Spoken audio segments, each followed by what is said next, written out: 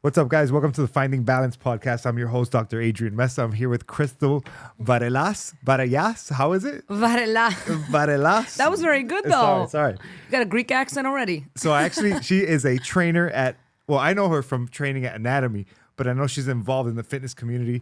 She has her own following, and I know she does her own fitness thing. But really, the point of this podcast is for me to go on platonic dates and... No, honestly, it's to get to know people who I see day to day. And so that's why I've been doing this. It's just helped me form like strong connections with people. Yeah. And it gives me an opportunity to really slow down in this life where we're constantly just going through the motions and we're just in this rat race. Yeah. And this little room right here has become my sanctuary where I get to sit down and see people who I see day after day.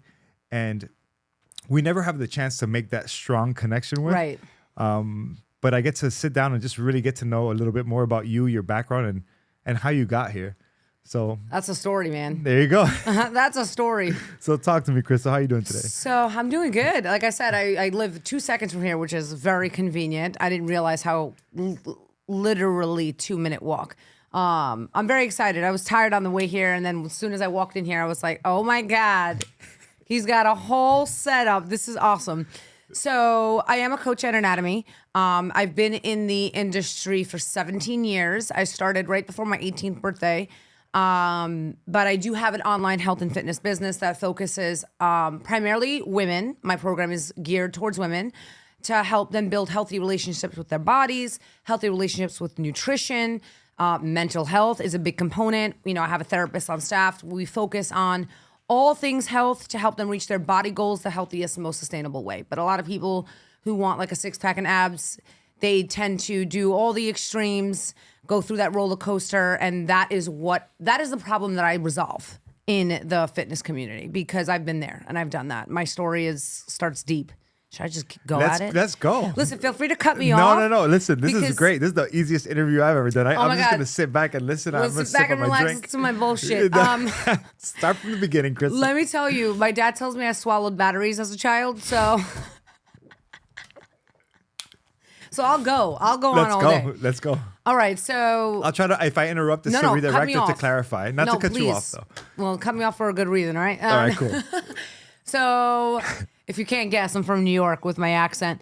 So I grew up like any normal young girl. And then as soon as I hit puberty, I blew up. Okay. I'm talking like 11 years old, 160 pounds, maybe 5 foot at the time.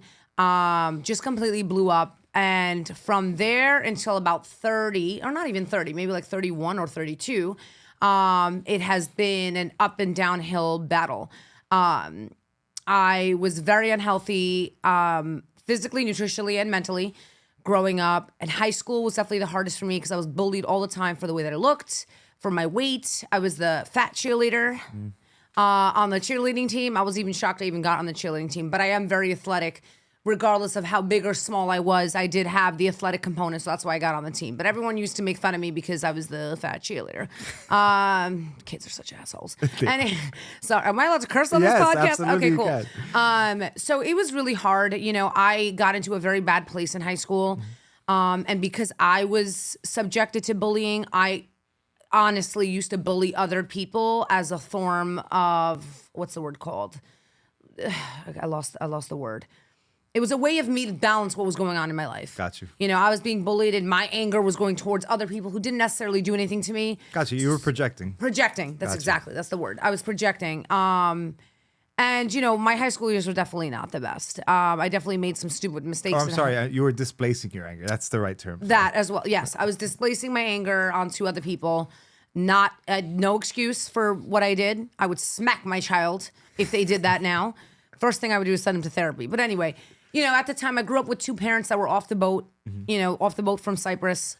So technically I'm Cypriot, not Greek, but same difference. Wait, where's Cyprian? So Cyprus is an island off of Greece. Gotcha. Greece used to own Cyprus. Cyprus claimed its independence, and then the northern part got taken over by Turkey.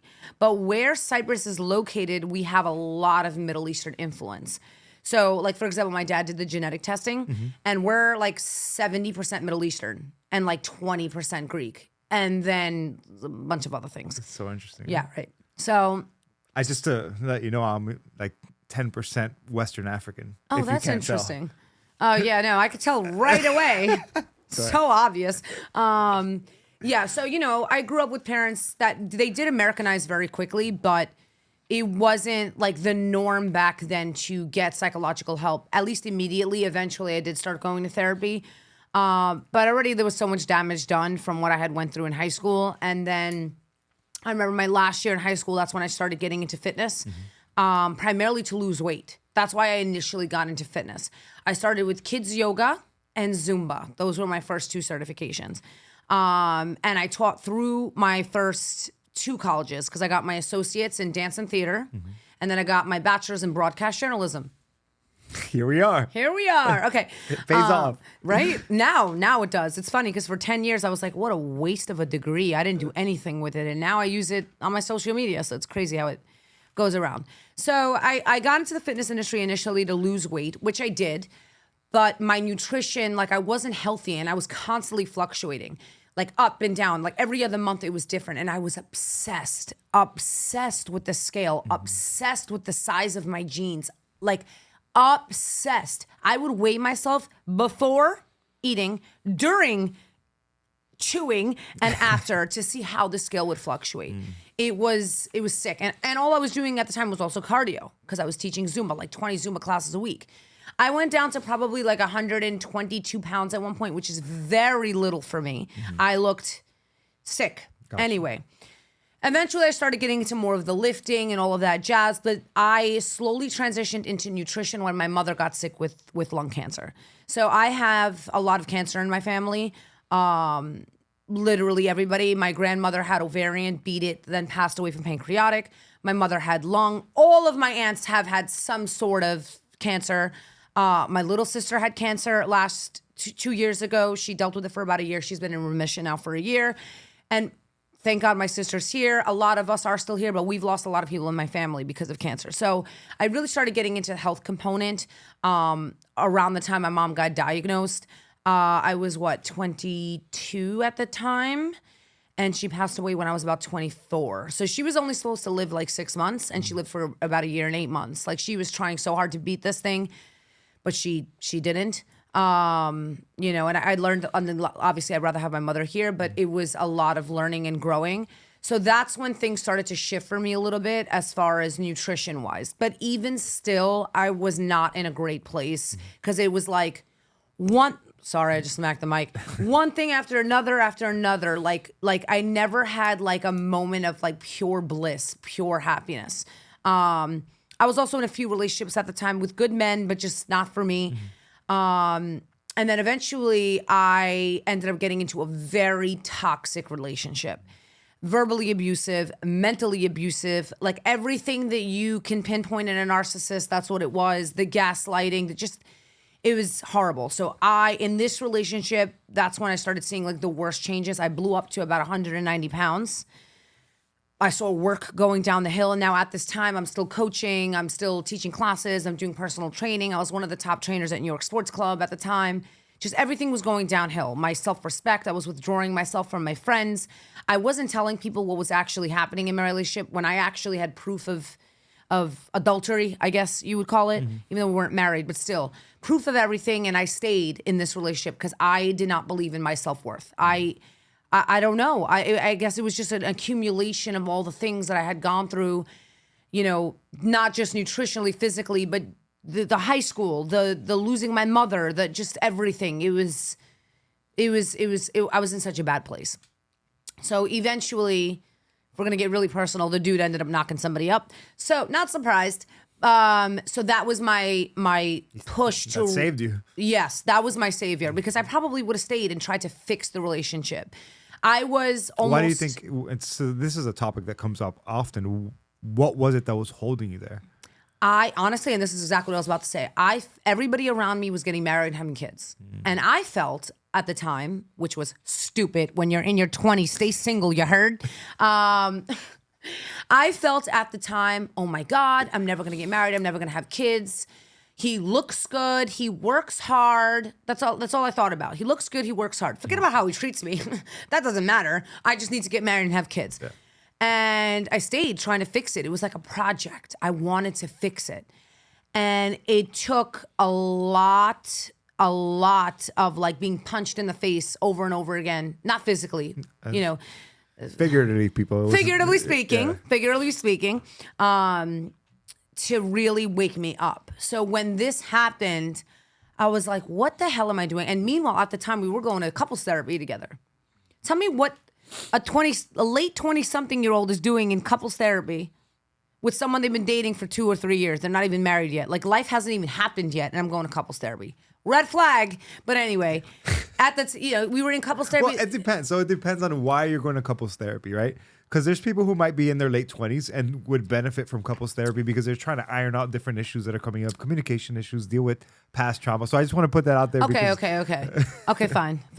There is good reason if you need it to go to couples. I think any couple, even when there's no problems right from the start, if you chose to go to couples therapy, that could either help you decide to build a strong relationship or just say, hey, you know what? This really isn't going to work. And it's okay. I agree. But I feel like if you need couples therapy so quickly in your relationship, there's a lot more issues there. Yeah. That's just my personal opinion. I know you're the doctor here. No. And I love therapy. I'm so not against it. It just felt like, especially the therapy wasn't going anywhere. There was nothing good coming out of it. If anything, we were in therapy and the dude was lying. That's what I was about to say. If he wasn't, if two people are going to therapy and you're not being transparent about what's actually going on and putting your real shit on the table and saying, this is what's going on underneath the surface, like these are my actual thoughts and this is my mentality, then yeah, you're wasting your time. Yeah. It was not helpful at all, nor therapeutic. If anything, it stressed me out more. Just having to see his face. But anyway, so that pushed me over the edge and I broke it off in the most dramatic way possible. We don't need to discuss that though. It was so dramatic. Now I want to know. Oh my God. Okay, so he wasn't fully living with me, but basically he was living with me. He had a whole closet, right? So I literally, not only did I find out that he had a child, but oh my God, I'm going to be judged for this. No, wait. He was still in your house when you found out that the child was born? Oh, it was born. Let me tell you what had happened. What had happened was he told me he got somebody pregnant. Then he told me she was getting an abortion. Not that I was happy about that. To each their own when it comes to things like this. Gotcha. No judgment. To each their own. But he told me the woman was going to have an abortion because she was a stranger that he screwed. Okay, that's when we went to therapy. Well,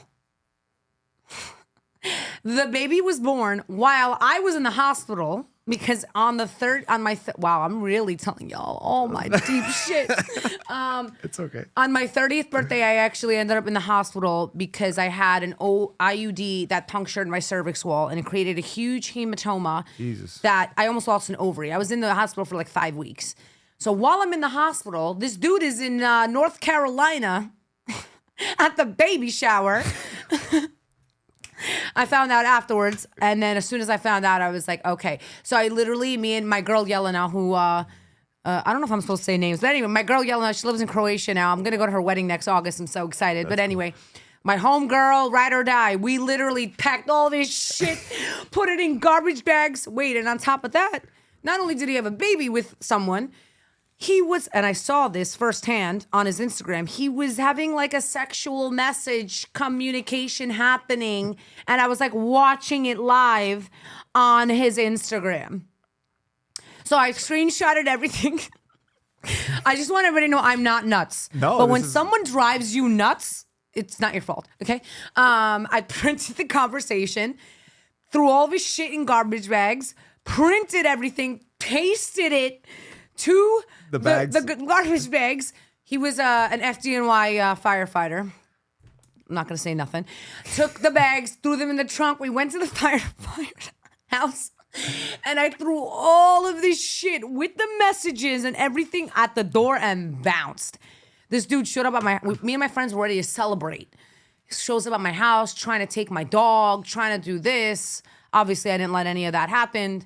He left and then he was crying for a year until I moved. And he was telling me he needed closure. I'm like, dude, you got closure the day you sorry. Anyway, so that was probably the worst but best thing that ever happened to me, because soon after that COVID happened, I lost my job. I had absolutely nothing, no relationship. Oh, wait, this is extremely recent. Then. Yes. This was all going on when? What year was it? 2019? I broke up with him right before 2020. COVID technically started, I guess, at the end of 2019, but it wasn't like official till March of 2020, right? So this was definitely somewhat recent, I guess. Definitely. Feels like a lifetime ago at this point. But worst and best thing that ever happened to me, because I was forced to stop and be with my thoughts and be with myself. I listen, COVID was a horrible time for so many people, and, you know, God bless everybody who had to deal with so many things, you know, losses and all of that. But for me, it was the best blessing of my life, because it really made me sit there and figure out, what the hell am I doing? And why am I allowing myself to be in these relationships? Not just with a boyfriend or a partner, whatever, with even friendships. What the hell am I doing? So I was forced to be very uncomfortable with myself and rebuild from scratch. And that's actually where my business was born, Totall Transform.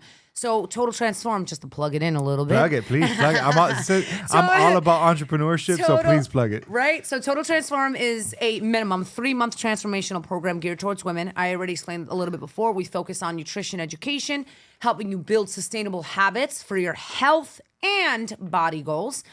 Doing things the most realistic, sustainable way so you could reach your goals and keep them forever and still live your life. Eat good food, have a drink, right? Fighting good habits when it comes to your fitness, and also focusing on your self-respect, your boundaries, your self-love, all of like the mental health components that most women especially tend to neglect. And this was born because this is what I did. I said, what am I doing? I have all of this knowledge, all this education. Oh, I also went back for my master's during COVID as well. So went back for my master's. I got it in exercise science and nutrition. Awesome. So just to be clear, I am not a nutritionist or a dietitian. I'm an exercise nutrition specialist with a master's in the degree. So I can only work with my clients that I train, basically. But anyway, I built my business. I build my body. I build my self-respect. I build my self-worth. I build my health. And then I said, where is the one place that I've always wanted to go and I never did? Miami. And let me tell you, I used to come to Miami like once a month in my early 20s. I've always loved Miami, always wanted to come here. And I finally did it. And it was terrifying because I didn't know a goddamn soul. I came here, I didn't know anybody. All I had was me and my dogs. That's all I had. But I did it. And, little by little, the business is growing. I got an amazing job at Anatomy, which is the most elite gym here. I work with the best people, the smartest people in the industry. I have learned so much from being here, and I'm in the best shape of my life, living my best life, the happiest, the healthiest. And I met my man, and he is the best. I'm in a happy, healthy relationship, the healthiest relationship I've ever been in. Talk about communication. Guys, that's the only thing you need. Communication and sex. But that's it. Like, really, I have never had such a healthy, honest, real relationship like this in my life. And I've had some good ones in my early 20s, but not like this. And none of this would have happened if I had not gone through almost 20 years of bullshit. What is it that differentiates this relationship from others in terms of communication? Because you said communication and sex, but what is it about the communication? So I'm very good friends with 2 of my childhood exes, and they might end up watching this. So I'm going to say this. Wonderful men, just not for each other, right? I was young then also. So my communication skills weren't great. Like my first relationship, I was 16 when I started dating the guy. We were both kids. It was a very good relationship, but it was young. It wasn't really going to go anywhere. And then my second relationship, awesome guy, but we were too much alike. And I was very stubborn back then. Remember, this was my early 20s too. I was going through my own shit, my mother was sick at the time when I was in this relationship, and I wasn't the best communicator either. I acted on emotions growing up versus stopping, thinking, calming down, letting myself sit with my thoughts and figuring out what the actual issue is here before speaking. Whereas now I've learned the hard way through all the things I went through. And I definitely think I'm an excellent communicator as far as like all my components, my friendships, my business, my relationships, all of that. But it took time. I'm not going to say that I was a pro at communicating either. But with the toxic ex, that's what we're going to call it, there was no communicating. I tried. I will say I learned a lot of patience from that relationship. So props to that.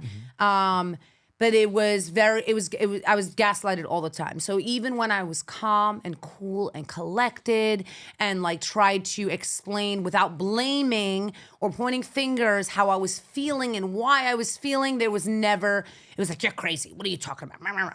Where this relationship now, like, even if I am being a little bit not crazy, even if I am being, what's the word? I can't. Impulsive, like hyperactive, what? Maybe a little impulsive. I'm not very impulsive anymore because I've calmed down a lot and I've learned a lot through all the things I've gone through. But even if I get in my head a little bit, let's just say, and I have a moment where my emotions are taking over and I don't react, but I do explain this to my boyfriend now, he listens. He hears me. He understands. And like, maybe I'm explaining better as well, but like, he understands where I'm coming from, and he never makes me feel less than or wrong or insecure or stupid or, dramatic for ever feeling anything, even if I don't really actually have a reason. But that's very rare with him too. Like, the relationship from the beginning has been so healthy and honest since day one that I can very confidently say that this is someone that I'm very, very sure I'm going to spend the rest of my life with, because I really feel like communication is the most important thing. You guys might not always agree on everything, but if you can talk it out, compromise, we don't always agree on everything, but the way that we listen to each other and understand each other and compromise and come up with a game plan, like, that is what you need in your partner for the rest of your life. Not the looks, even though he's very good looking. Not the looks, not that, sex is important too, but even with our sex, it's gotten better with time. It wasn't all like woo-woo day one, like it, which by the way, I made him wait 3 months. But anyway, So I hope he doesn't watch this. He's going to absolutely watch it. Oh my God, he's going to kill me. No. What? Michael. His name is Michael. Shout out to Michael. Oh God. You got a ball of energy at home. I love it. Oh, can I put this over here? Please, I'm sweating. I got to take this jacket off. Go for it. Where's the air conditioner up in here? It's like you're going. That's why. I'm sweating. But yeah, so it's so good. It's so healthy, So what could you tell to... Or not what could you tell? What did you gain? Or actually, a better question is, do you feel that you are appreciative of this relationship as much as you are right now as a result of what you've been through in the past? Yes. Hell yes. And I say that to him all the time. Like, I'm his first serious relationship, so he doesn't have much to compare to. Lucky him. He got one, and it's a great one. But for me, because I've been in several long relationships, like 3-4 years each one, I can't even explain to you like how thankful I am that I met someone that is a good person, a good man, hardworking, yes, all the things we want, but just understands me. Like, he gets me. Like, I don't know if this is a stupid example, but I'll give you an example. New Year's, I organized a big New Year's event for me and my friends and some of their friends and their friends. It ended up being 4 freaking boats that I had to organize. Food, drinks, this, that, or whatever. Okay. And I'm not going to lie, I was a little stressed out. There was a few people, no, not a few. There was a good handful of people that I didn't know that were running amok. Let's just put it that way. Running amok. And it stressed me out a little bit. And, some of my friends would be like, what are you doing? Are you okay? And like, it would annoy me. And I'm just like, yeah, I just need a moment. But like, my boyfriend would be like, babe, breathe. What do you need me to do? Like, he is so proactive. Like, he knows how to handle me when I get flustered or like, overstressed or like whatever the case may be. Like I was so worried that him and his friends were going to come late and they needed to be there at 9:00. And when he got there before I got there. I was like, oh, shit. Thank God. What? So how important has it been to your professional development to have somebody solid like this, to have your back? Okay, so this is a good question too, because I work a lot. You know, like I probably work maybe 10 hours a day, sometimes more, maybe 12 hours a day, but so does he. Mm-hmm. So one of the things that he and I both found when we started dating was that other people that we've dated had given us a hard time for our work ethic and our goals and the things that we want to accomplish and the hours that we put in. And we both had this conversation early on, like, I have big dreams with good reason. Like, I am here to serve and help, right? And there's a lot of things that I want to do, and I'm not going to do it by working 8 hours a day. Mm-hmm. I'm going to do it by working 10 to 12 hours a day and sometimes 6 to 7 days a week. And him too. He's got his goals, and he works 80 hours a week sometimes. This guy is nuts. But the one thing that we said from the beginning is that we're always going to support each other, but always make time for some quality time, even if it's a couple of hours on a Friday night, whatever it is. And since day one, even though there were moments that were a little challenging because of our schedules, we've made our relationship a priority, even with our other priorities. Mm-hmm. I don't see him 24/7 every day, but the time that we do have together is there's what's the word? Oh, God damn it. I can't get my words out today. What is the word I'm looking for? I don't know. We have intention. We have intention behind it. Like, it's not just, hey, how was your day? No, like there's conversation, there's support, there's sex, yeah, there's a meaningful exchange. Yes, meaningful exchange. Yeah. Always. And you know, this I think though is per individual, because I know people that wouldn't be okay with my and Michael's relationship like the way that we are. Of course. Some people need more attention. They need more day-to-day interaction. They need more like quality time. And I get it. Everybody is different. But for us, it works. And but isn't that a big part of just being in a solid relationship, is understanding what your wants and needs are? Not worrying about what, because somebody else from the outside might look at your relationship and be like, oh, that's crazy. How could you let him work so much? Oh, 80 hours a day. What are you doing? Yes. I need to, that your man needs to be at home with you. And it's like, well, no. Actually, I'm. So sometimes people speak little things into your ear. Yes. And they're planting seeds. Yes. That you don't need in your life. Right? So let me, Go for it, please. I need to elaborate on this. Yeah. So first of all, the first 11 months that we were dating, nobody met him. I kept my relationship to myself. Nobody met, not even my friends, nobody. And I'm going to tell you why. I did this intentionally because of that. So, and I'm just going to, from a guy's perspective, I really don't give a shit what for a man, it's the opposite. I need to bring the woman around my friends because I need to see how she interacts with everybody around us. We did it in our time. Got you. We did it in our time. But we wanted it to be just us in the beginning. We really wanted to get to know each other, and we didn't want the influence of other people's opinions. And here's an example. And I love my friends so much, so this is nothing bad towards my friends. I love you guys. Don't get butt hurt. Okay, you heard? So I remember we all went out to a brunch one day, and this was maybe 6 or 7 months into me and Michael dating. And I remember I was telling them, like, oh, we hang out like once a week, but right now, but it works for us and this and everything I just told you. Of course. It's been nothing but yellow flags. What's a yellow flag? It's been nothing but green flags since day one. We're going to create a yellow flag today, okay? Anyway. So, and I remember and I love them to death, and I know that it's just because they were trying to look out for me, but they were a little concerned. Why are you only seeing him once a week? What is he doing on the other days? Why is he working so much? Why is he not prioritizing you? Why is this? That wouldn't work for me. That wouldn't work for me. And I turned around and I was like, this is why I'm keeping my shit to myself. Mm-hmm. This works for me, though. Mm-hmm. I am not the type of woman that needs to be smothered. You smother me, I run the other direction. I know myself. I don't like to be smothered. I want to miss you a little bit.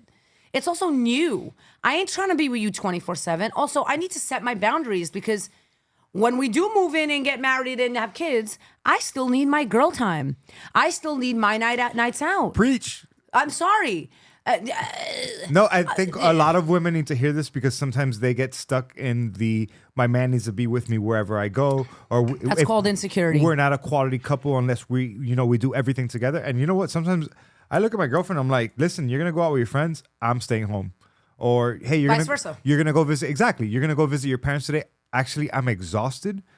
I love your parents. Tell them I said hi. I'm staying right here on the couch. And she understands that, but why it was made clear from the beginning that we could establish boundaries and we could openly say, this is what I want, this is what I don't want. This is acceptable, this is not acceptable. Exactly. Hey, don't try to talk let's just say, as an example, talk each other up. Like we might talk shit when it's just her and I, right? But don't demean each other when other people are around because no, we want to make sure we respect each other.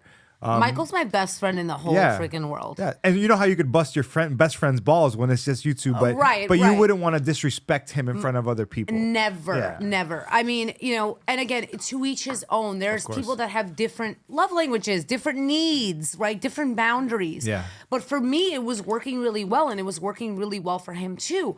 Also, again, I work a lot. So does he. Mm-hmm. I don't have that much time. And with the limited time that I have, I want to spend time with my friends. I want to spend time with my man. And I also want to spend time alone. I have never, up until this whole thing happened with my ex and COVID, I was always afraid to be alone. I could never be alone. Now, get the fuck out. I want to be alone. Yeah. And because we're planning on moving in together. Super excited. And we've already started having these conversations, and I'm sure we will more, like certain I'm going to ask him things. to put the AC down a little bit, don't worry. Oh yeah, it is a little moist. It's gonna be moist in here. We have had these conversations, like, just because we live together, obviously our relationship is going to change in good ways.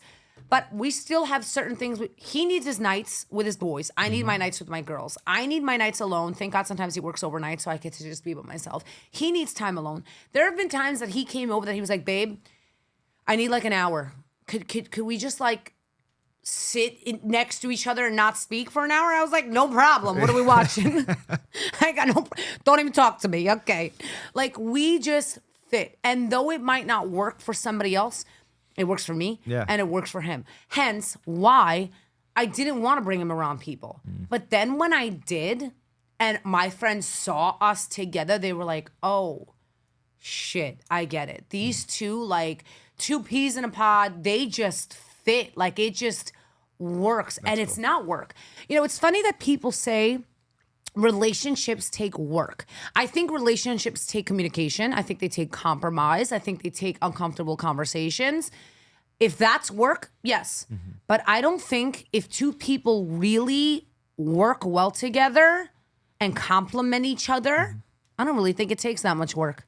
This is the least I've ever worked in my life. But I think people struggle with those uncomfortable conversations. Right. They struggle with a conversation about children or conversation about finances or how many hours you're working.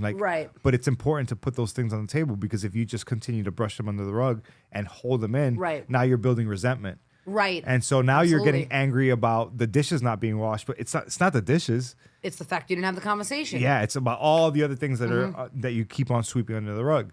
So I think that's, if there's anything I'm getting from everything that you're saying, is just number one is not every relationship is going to mirror one another. No. Your standard is going to be different than somebody else's. Your boundaries are different than somebody else's. And it's just you've achieved a level of maturity where you know what you need in a relationship, where you understand what you truly need in a relationship, and you know what it is that you're looking for. You understand, quote unquote, your love language, right? Yes. Or your love languages.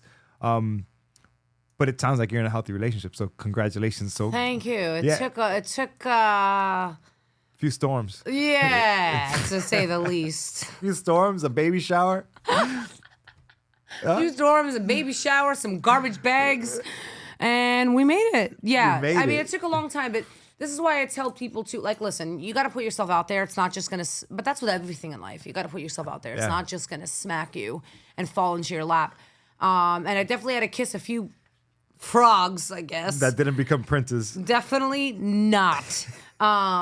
But, it came. It came. But I also believe it really comes when you are in your best place.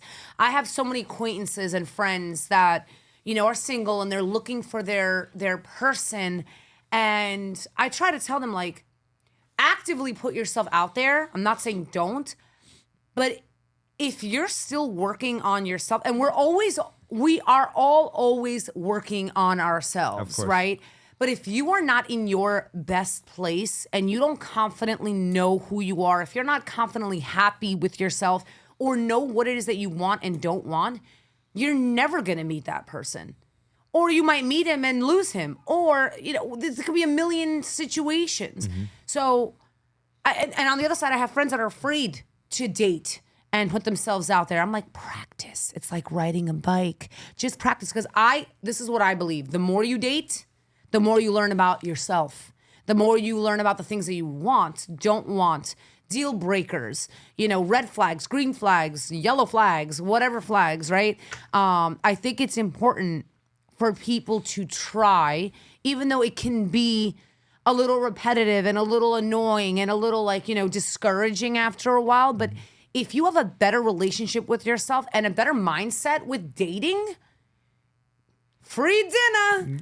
I got to see a new place today. I made a new friend. But also don't go into these dates with these false expectations of this guy sweeping you off your feet. Go in with zero expectations, just 100%. Wanting to know the person and meet the person. 100%. But I think, so that's why I had a guest on recently who was like, oh, I only go on coffee dates. And I respect that because number one, I don't have to sweep and this is to the men out there. I don't have to sweep the woman off of her feet on the first date. I need to get to know who she is. I agree. And I don't have to put up a facade and try to pretend something I'm not. Hey, honestly, I want to go to the gym and hey, let's go get a workout and then we'll get a shake afterwards and see how that goes and then take it from there. I agree 100%. I think, and listen, I love my ladies and y'all should all be wined and dined. I mean, listen, but I'm sorry. What's fair is fair. If I just meet a guy on a Hinge app, I don't know him. I've had 5 conversations with him. I'm not going to expect this man that I don't know to take me out to a $500 dinner. Like, go for a coffee date. Go grab one drink. Meet him at the bar. Safety first. Don't let him pick you up. Meet him at the bar. Get to know the person. If it goes good, then he can take you out. Listen, I went on a date once to Taco Craft, and I knew the girl was beautiful. And within 7 minutes, I was like, I need to get the fuck out of here. I need it out. And I've been catfished before in the past. Oh, wait. And you need to get out. So it just really depends. I don't have to wine and dine anyone. It's funny. I have 2 things I actually want to say. So when I first started dating my boyfriend, I thought he was like, after our first date, he didn't kiss me for a month. I love that. Even though it made me a little nervous, like, oh my God, does he like me? I love that because it shows respect. It shows that he is not rushing this relationship or whatever the hell it was at the time. It showed me that he wanted to get to know me after how many dates with these dudes after 30 seconds trying to put their sloppy mouths on my face. Don't touch me. I don't know where you've been. But anyway, so that was like a really good green flag for me. Look, I'm getting all my flags confused. Green flag. That was a green flag for me. And at first, it really wasn't butterflies and like, oh my God. Yeah. It wasn't any of that. It was like, oh, he's cool. I would hang out with him again. And we hung out again. He's really cool. He still didn't kiss me yet, but he wants to hang out again. All right, I'll hang out with him. We built a friendship first. We built a nice friendship first. Then everything else came. And I think that's really important, which now I'm going in the other direction. I went on a date once with a guy that told me he rented his Mercedes for the date. I said, drop me off on the next corner. I'm calling an Uber. You're a loser. No, like, poor guy. What? He was trying. Are you serious? He was trying to impress you. That was, I don't know. I'm not that girl. Well, A for effort, at least for that guy. I'm not. So I had no idea this was going to be a relationship podcast. But no, but we could switch. We could switch gears.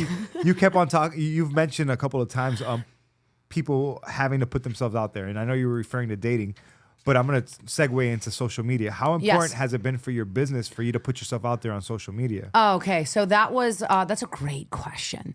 So I actually started building my social media when COVID happened. Okay. I initially just started just to keep in contact with my clients from the gym, my personal training clients, my group clients. And then, like I said, little by little, as my business started growing, I said, oh my God, we have an online business here. So what is the number one platform to utilize right now? Social media. So that is when I went ahead and I hired a business coach to teach me how to build my business online, for everything from sales to programming to social media to marketing to ads to everything you could think of. So that's when I started. Now, I have to tell you, I'm sure you know, social media is another full-time job. Creating content, editing content, trying to be creative, posting every day, responding, DMs, this, that. It wasn't until maybe like a year later that I really started speaking a little bit more open about what I just told you. Now I'm very open about everything because I feel like I'm a good example as to even when you hit rock bottom in different ways, you can get back up no matter what. You know, everything is a lesson learned, and sometimes the hardest moments are the biggest lessons, the ones that are going to teach you the most, the ones that are going to make you the strongest, right? So I feel like by being open and sharing all these uncomfortable things with people that I don't even know, because I have so many followers that I don't even know, I have no idea who these people are. It's going to resonate with someone. It's going to help someone. And if I'm here to serve, I have to be honest and share my story, even if people might look at me a little bit differently. This is my truth. You know what I mean? And it's been so helpful for me to connect with people as well as for my business, because by being authentic and being myself, people are like, oh my God, I went through something similar. Oh my God, I have the same issue. Like, oh my God, I did that. You know, like, it's hard. It's hard to talk about these things, you know, because you don't know who's on the other end judging or whatever. But frankly, I don't give a fuck because I know that I have good intentions. Yeah. Granted, if this was 5-6 years ago, maybe not. But then again, I wasn't who I am today then. Does that make sense? Of course, yeah. I feel that it takes a level of maturity to just kind of accept your quote unquote demons or the things that you usually would hide in the closet. Yeah. We all have skeletons in the closet, right? Of course. We all have things that we want to hide. But my God, when you have the power that comes with standing on a stage or speaking to a mic about some of the darkest things that you've been through, all of a sudden it's like uplifting. It's uplifting, and then you get those messages saying, "Damn, I've been through that. Yeah. Wow, you got over it. I'm going through it right now. Yeah. Can you help me?" Like, those are the messages that I'm like, of course I could help you. Like, yeah. Tell me what's going on, and I will direct you to somebody that could help you. This is my plug for AMP Mental Health right now. This is Dr. Adrian Mesa, founder of AMP Mental Health. This is a commercial break. No, so we offer therapy, psychiatry across the state of Florida. You were asking me when we walked in. Oh, tell me a little bit about what you do. Yes, tell me more. So no, I'll be quick because this is you. This is for you. But so AMP Mental Health, I founded actually during COVID. I got fired from the University of Miami as a professor on June 1st, 2020, smack in the middle of COVID. They laid off 14 of us. I was one of them. I was a low man on the totem pole, one of the youngest professors in the School of Nursing and Health Studies. And at that moment, I pivoted. And I said, let me start my practice, which I hadn't. I've always worked for a health system, for an organization, right. for a larger entity. Someone else. And it was time that I've seen my dad from a young age. My dad has a tire shop in Northwest Miami. Shout out to 103rd Street Tire Center. Here's another plug. Plug. So my dad, I saw him always be an entrepreneur. And if I wish I could get my dad to sit here and tell his story, because it's like bizarre how he even started a business 35 years ago. But it told me that if my dad could do it, I can 100% do it. My parents too. Yeah. My parents were off the boat from Cyprus. Both of them entrepreneurs. My dad owns restaurants. My mom had her own handbag company. She would design bags for gifts with purchase. And I grew up seeing that. And listen, entrepreneurship is not easy. No, it's you not glamorous. never know when the next sale is coming. You never know. But if you lead with passion and you really love what you're doing, whether it's helping people or not, whatever it is, if you lead with passion and you believe in what you're doing, you can get through those tough times. Yeah. Like there's no reason why you can't be successful. Successful. You just got to keep trucking. And sometimes, what is your why behind Total Transform? Is it just because but is it because of the experiences you had throughout your childhood and throughout your adult life of just fluctuating in weight and struggling with that body image? So why is because there is no woman out there that should ever feel like she is incapable of getting all of the things that she wants in her life. And that comes from your health, your self-esteem, your self-worth, and all of that is with movement, nutrition, sleep, taking care of yourself. Because I was that person. I would train how many women a day? I never took care of myself. Yeah. So, yes, obviously I'm a coach. I focus on physique. I focus on nutrition, but there's so much more to what I do than just the physique. Of course. There is no one, even men, there is no one out there that should ever feel like they are incapable of accomplishing anything in life, especially when it comes to their health and fitness goals.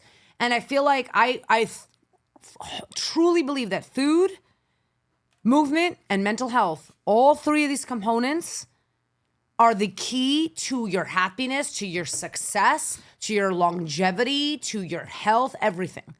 All three components work hand in hand. You can't have one without the other. 100%. Do you know how many people I know that eat chicken and broccoli and sweet potato every day? 3 meals a day. They're miserable and they're unhealthy. Yeah, I like my mezcal old fashions. Ooh. I like a nice solid drink. Here and there, yeah. Yeah, here and there. It's not every day, but like if it's... Actually, tequila is the healthiest form of liquor. It's the purest. It is, so you're right? doing good. Yeah, there you go. But yeah, it's all about balance, which is why I was so excited to come on this podcast, because it's not everybody, now just to get into the fitness stuff, everybody wants immediate gratification. Yeah. Immediate. I want to lose 5 pounds now. You can. Go ahead, starve yourself. Yeah. Starve yourself, don't drink any water, and pass out. You will lose 5 pounds now. You're going to gain 10 tomorrow. Of course. Like, people aren't thinking about the muscle wasting. They're not thinking about their metabolism. They're not thinking about the long-term effects of these short-term or these shortcuts. There is no blue pill. I mean, there's no magic pill to help you. There's no silver bullet. It's just doing the work consistently day after day after day after day. Not for lifestyle. weeks, not for months, not for a 75 hard, but for years. I hate 75 hard. No, it's cool. It's cool if you want to it. step up a little bit, but it's not. We can't go to these gimmicks. We can't go to these gimmicks. But this is why I hate it, because it creates unrealistic expectations. You're right. If someone is doing a 75 hard with one rest day every week, fine.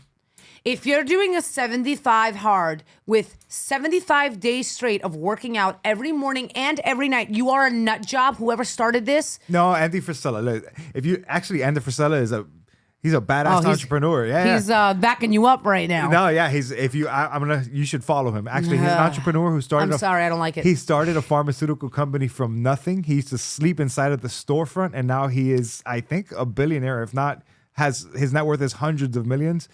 And all he wants to do is inspire people the same as you. 75 hard is just something to help people like kind of kickstart into a certain lifestyle or to challenge themselves physically and mentally.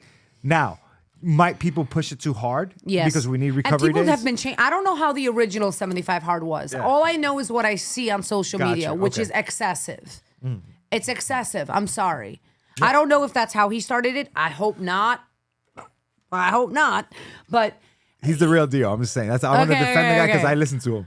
But to expect someone to train for 2 to 3 hours morning and night every single day for 75 days straight, injuries, mental health issues. I mean, the expectations that you are creating are not realistic and they're not sustainable. And then when they stop, it causes other issues. Of course. So you could do a 75 hard with a rest day and maybe one workout every day, but I think the second workout isn't like a true workout. It's more like outside for a walk. Fine, that's fine. Yeah. But again, it might not be him. It might not be the creator who started this, because you know what happens. Of course. One person starts it and then Instagram manipulates the shit out of it and ruins it. Yeah. So it doesn't have to necessarily be him. But other people, other businesses, that overdo it, this is what I'm against, though. I agree I with you am 100%. so pro sustainability, like we said, longevity, long term. You know what I mean? And that's what I coach. I don't want my client working out morning and night. You want to take a walk at night? Fine. But I don't need my client working out 3 hours a day, 7 days a week for 90 days straight.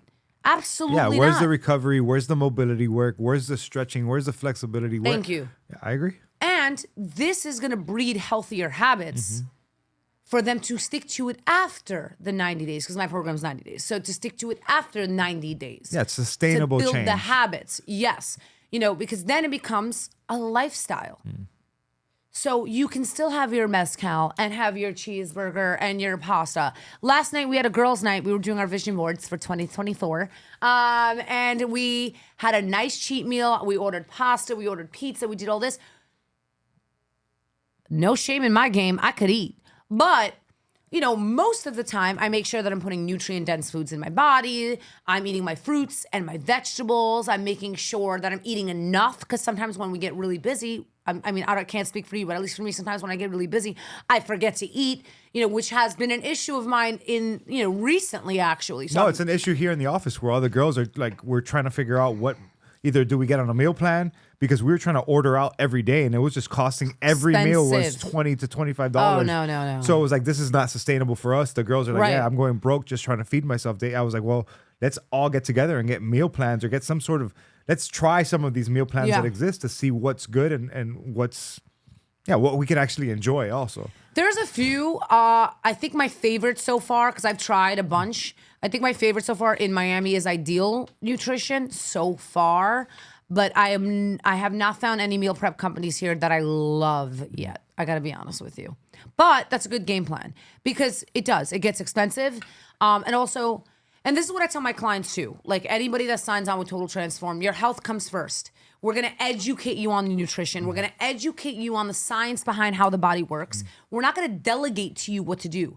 We're going to explain to you why we recommend these things and then figure out how to realistically implement it into your life, because everybody is different. What works for me is not going to work for you. It's not going to work for her, and it's not going to work for him. You got to figure out what's going to work for you. So we work together to figure out what the best way to implement these healthier habits in their food, especially their fitness as well, but their food. Are you seeing any health issues amongst the women that come to see you? Because this is primarily for women, correct? Yes. Well, listen, I have men that have done my program, but they're not part of the community. The community is for the women. Okay, yeah. perfect. But do you have any, do you see any health issues that often accompany I have a these lot women? of women that have high blood pressure, cholesterol, PCOS, hormonal yes, issues? a lot of hormonal issues, a lot of PCOS. I've worked with a few clients that have been type 1 and type 2 diabetes. And a lot of it is just, well, number one, I should backtrack. I recently teamed up with Viome. Viome is a at-home testing kit. Depending on which exam you do, it basically tests your gut health, or you could do the full body that takes your blood, your oral, and your stool sample. And then you get a really deep understanding of what's going on in your body. Gotcha. Now the owner, the creator of this testing kit, he's like a multi-billionaire. It's not even that expensive without my discount. It's not even that expensive because he really wants to help people share health, right? So she's tuning in. No, it's funny because I asked her to come in and just record some behind the scenes, and then the conversation was going towards blood work. Relationships. No, so it was going towards just like I was listening to you, and I was like, oh, what about the functional medicine side, or what does their blood work look like? What is some health conditions? So Dr. Denise Suarez is back here. She's actually a doctor of Oriental medicine. So she practices functional medicine. So she looks at a lot of blood work that, again, I'm plugging her now. Yeah, so, plug away. So she looks at a lot of the blood work that traditional medicine does not look at, and it isn't covered by your insurance. I want her to look at this, actually. Okay, cool. Yeah, I have it on definitely. my phone, too. So the name of the company is It's Sway, is SUAY, which is show up as yourself. Oh, nice. I love that. But go ahead, continue. So Viome, yeah. So now I've integrated this into my programming. So anybody that signs up gets the free exam. They do the gut. I work with the gut exam. If they want to do the full body, they can. But I work with the gut health component of it, so I can get a better understanding of what's going in their body. Again, not to eliminate things, to figure out what is actually happening with the microbiomes and your intestinal health, to give you better nutritional advice. Gotcha. Even Viome, they'll give you a list of foods that you should be intaking 80% of the time, 60% of the time, 40% of the time, and then eliminate. But it's always temporary. And that's the thing that people need to understand. If you got something going on, unless it's like a severe allergy or whatever, everybody is so quick to eliminate things versus adding, right? So Viome is going to helps me get a better understanding of what's going on with my clients' gut health, so that when we get into the nutrition topics, I can guide them. Now, it's not just teaching them about health, it's also teaching them how to reach their health and fitness goals physique-wise, while still putting their health as a priority and enjoying their life, which is so simple. Macros. So simple. Gotcha. I mean, it's the simplest thing in the world that will change the composition. This is why I tell people calories is going to determine your weight. Macros is going to determine what you look like, right? So you could eat very healthy, but you could be eating maybe like 70% carbohydrates and 20% fat and 10% protein. So a lot of what you're doing just boils down to education also. 'Cause Education. Some It's people don't very even understand what macros are. Yes. And so you're just breaking down and what foods fall under what macros, et cetera, et cetera. Very educational, but I also start baby steps. And every person is different. Some people might have some knowledge, some might not know nothing. But the first week, the only two things I ask my clients is eat a balanced meal and drink a lot of water. What's a balanced meal? Protein, carbs, fat, fruit, or vegetable. That's it. Week 2, next baby step. Week 3, next baby step. Because that's how you build habits. If I have a client come on to Total Transform, now granted, I have other clients that are seasoned, so I work with them separately or differently, I should say. But for Total Transform, if you're coming on and I'm giving you 60,000 things to do the first week, forget it, you're done. Yeah. How would you educate that young 13-year-old girl who is just a 14-year-old girl who's just entering high school? She's struggling with her weight. Talking about me? She's not sedentary, or she's not. Oh, yeah. Oh, yeah. You. That was me. When you were 14 years old, how would you educate that young girl? Oh, man. How would you inspire her? How would you help her change her habits?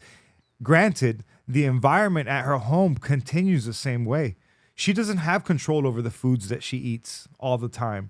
So how can you help that young girl transform her life? That's a really deep, good question. I mean, I'm only going to speak for myself. I've worked with some children because I did a lot of children's yoga, coaching wise growing up. But like, for example, if it was me, number one, I would want to get like a visual of what the difference between what I'm eating. Like, I feel like visual learning, especially with children, is so important. We did focus a lot on education in children in my master's, and visual learning is so important because they could actually see what the potential possibilities are given which road you're going to take. But I would honestly also explain the same thing that I would to an adult. Eat everything in moderation. I'm not going to expect a 13-year-old child to count their calories and their macros. That's ridiculous. But explaining the benefits and having them understand in layman's terms what fruits and veggies do for your body, right? What the fiber does for your body, what protein does. Like, what I would ask the child, what do you envision your health and body to look like? Okay, this is what you got to do. So now, what would you tell the 40-year-old woman who can't afford a gym, who's at home, single mom? Charge it. Single mom is financially strapped and just wants to lose weight, but is just having a lot of difficulty in just achieving health. So ideal. I'm going to give you two answers to that. Yeah. I'm going to give you two answers to that. I understand that everybody has a different financial situation. Not everybody can afford certain things. I get that. But answer number one is, if something is really that important to you, cut the bullshit and invest in the things that are important to you.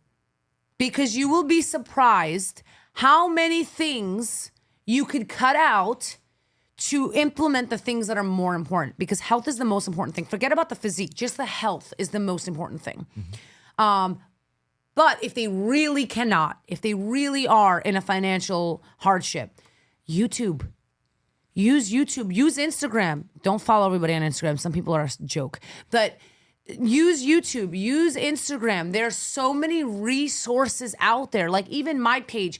Everything that I teach in my program, I give it to you on my page because I want to share. I want to help. And there's other coaches like me out there that genuinely care about what they're doing, right? So use the resources that are out there. Do your best. Move around the house. YouTube, at-home workout, no equipment. I guarantee you're going to find something. No, there's a million of them out there. There is no excuse. And the truth is that your health is the one thing that money will never buy back. So if you are really looking to make some serious lifelong changes, Stop with the juice cleanses. Stop with the fad diet. Stop with the Ozempic. Stop with the fat burning pills. Stop. Do it the right way. Learn the right way to do it, because not only are you benefiting yourself long-term, right? Health-wise, happiness, physique, but do you understand how bad it is for your body to constantly go in these roller coasters? We talked about this a little bit. We touched on it before. This constant roller coaster of lose weight, gain weight, lose weight, gain weight, gain, lose. Like, you're destroying your body from the inside out. And it's also mentally exhausting. And the only reason I know is because I did it. I've done it all. I used to take X-Lax every single day because I wanted to get everything I put in my body out. Again, early 20s. This was like the worst. I was nuts. It took me over 10 years to get my metabolism working the way it should be. Now, I eat a cheeseburger and fries, it's nothing. Granted, I eat everything in moderation. I'm all about the balance with everything. So, there's tons of resources out there. There's no excuse. And sometimes, then this is what upsets me the most, and again, only because I know this firsthand, and I've seen it with my family, it takes someone a big smack in the head to realize that they've wasted so much time. Next week, next Monday, I don't have time. I don't have money. I can't. I have kids. I have this. No, there is no excuse. You don't have to work out 6 days a week. 3 days. 3 days for 35 minutes. You can't do that? How much of an impact did the death of your mom have in terms of the way you viewed like health and longevity? I mean, that was everything. That was everything, because my mother was a smoker. Again, listen, I'm not pro-smoking. However, I know people that have a cigarette socially. They're fine. They're not going to die from lung cancer. But it's the excessive smoking all day long, which was, what caused her lung cancer. But anyway, she was a smoker. She barely ate. All she did was work and take care of everybody else around her. She never took care of herself. She was that mother that would run for everyone on her side of the family, everyone on my father's side of the family, all of my friends, all of her friends.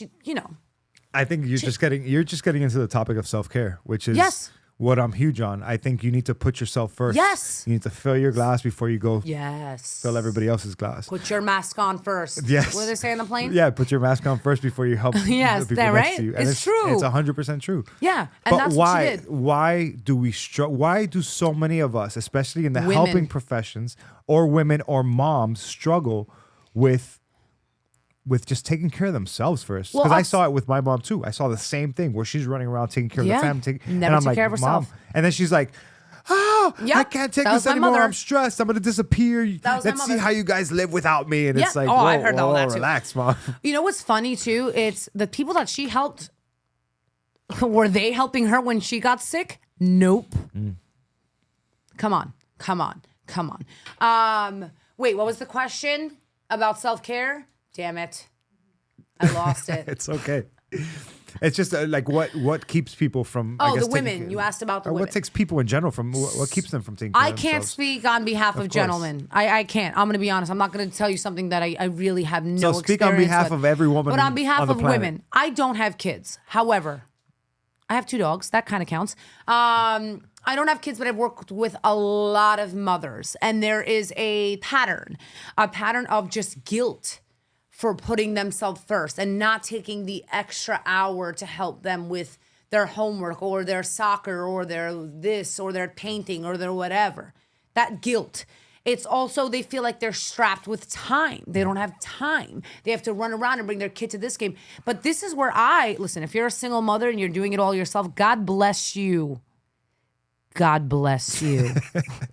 Because I don't want to do it. Like if I had a choice, kid, single mother, or no kids, single for the rest of my life, I would pick no kids, single for the rest of I don't want to do personal preference. I don't. If I don't have a partner, I ain't doing it. But anyway, God bless you. Anyway, I know it's very hard, but it's important to be able to ask for help with whomever you have that could potentially help you, whether it's your sister, your friend, your mother, your father, your partner, if you have a partner. Again, this is back to the relationship conversation. relationships, not just with your partner, with the people around you. There's nothing wrong with asking for help. People are afraid to ask for help. You can ask for 45 minutes, not even to work out, just to be in peace and quiet in your room. There's nothing wrong with it. I know it's easier said than done for some people, and people's schedules, it's easier said than done. But your health needs to be the most important thing. And I tell this to my moms all the time. When you take care of yourself and you feel better in your own body, in your own skin, you're a better mother. You're a better friend. You're a better coworker. You're a better wife. You're a better daughter. You are better for everybody. So if you're not doing it for you, do it for them. Take care of yourself. Putting my foot down. No, you can just drop the mic. Chris, I was going to say, do you have any last words? But I think those were the last words. But Damn. Do you have any? Yeah. Do you have anything else that you want to Take care of yourself. There you go. That's it. Well, guys, take care of yourselves. Remember, just put yourself first. Put on your mask first before you take care of everybody Damn else. right. Eat in moderation and just love yourself. Crystal, thank you very much. Thank you for having me. Total Transform. Hit her up. Yeah, Chris Fitness. Chris Fitness on Instagram. That's KRYSS. Oh, no, he butchered it. CRYSS. There you go. CRYSS period fitness. There you go. If you're going to plug me, do it right, man. That was awesome. Right? I'm sweating my